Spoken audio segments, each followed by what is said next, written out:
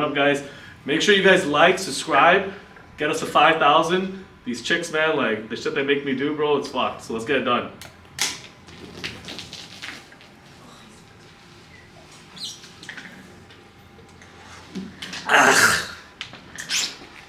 All right, welcome to the episode of Sin's Reality.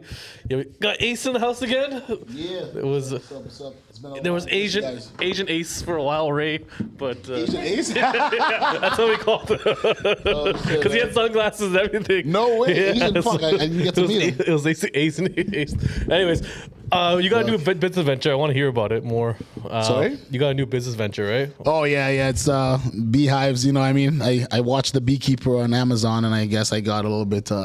You ever seen that movie, The Beekeeper, with No, I've never Jason seen Statham? Oh, buddy, you gotta watch that shit, man. So how does it work with like okay, so like with the bees, like explain from like top to bottom how does that work? So pretty much you want to be able to have a lot of land, a lot of free space with a lot of like natural wildflowers, hydrangeas, anything that will produce a lot of nectar and a lot of stuff that bees attract them.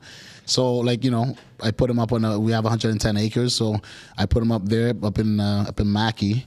And I just started with 3. So typically you start with 3, and then 3 turns into 6, and then 6 turns into 9. It's a compound effect because the queen produces so much. She produces so much larvae, and the bigger it grows, the more you produce, right? So yeah, I got into it just recently, and so I'm learning a lot still. I still have a lot to learn. I still have to get my suit. I won't be harvesting any honey this year, but looking into licensing and stuff. So yeah. So how does it work? So in the wintertime, you said that the bees, you have to save honey for the bees to survive, Yeah, right? yeah. So but then how do they like survive? Like where do they live exactly? I know they live harvest in together. that house I showed you. They live in, so you build it's a standard size hive, like anywhere you go to buy a beehive. You keep it outside, right? Yeah, so you keep it outside, just keep it in the field. So I had to buy the hives, then you buy the nook, and they take it from there. Like you're literally buying a factory, and then you're just filling it up with workers. That's it. Like it's like you set and forget it. I mean, in the wintertime, some people like to put sugar and water in this little feeding tray that sits below the hive, just to give them a little bit extra boost just when you're setting up, but I try to keep it all natural because I have so much fucking blueberries up there. So And you need a license for this? no, you don't need a license to do it. You need a license to sell it, right? Like when I'm going to do it big. Like I'm going to be doing labeling. Like I'm going to be doing this shit like it's Canadian grown. Like it's right FDA here. shit. Like yeah, exactly. Yeah. Like all like I looked into all the logistics. So I'm going to do it properly when it's time to sell and harvest and make sure we meet all the requirements. Yeah. And so are you going to get to like distribution stores? Try getting Yeah. Eventually, I kind of want to see how it's. I want to kind of grow it organically. See if I could just kind of, obviously like with my network and get people up. Word of mouth is the best kind of advertising, and see if I could just kind of do it like that. Kind of. I seen one guy on TikTok, and he's a Canadian beehive guy. He's huge. He's got like he's called the Bee Doctor or some shit like that. And yeah, he just sells it through like his what's it called? Not Spot. What's that thing where you sell? Shopify? Is Spotify? Shopify. Shopify, yeah. There you go, Shopify.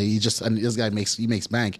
And the guy who I bought it from, he doesn't even go to stores, and he makes passively. He's a pilot for Air Canada, the farm I bought it from, and he makes $100K a year passively, like without not really doing anything, right? You know what I mean? So how come more people aren't doing this in Canada? Because it requires a lot of land. Like this farmer guy has a lot of land. You need the space, you need the land, and you need you need patience, right? Sometimes like I'm actually prepared to lose 1 or 2 hives. Up there we have a lot of black bears. The property's right up against Algonquin Park. So How far is that?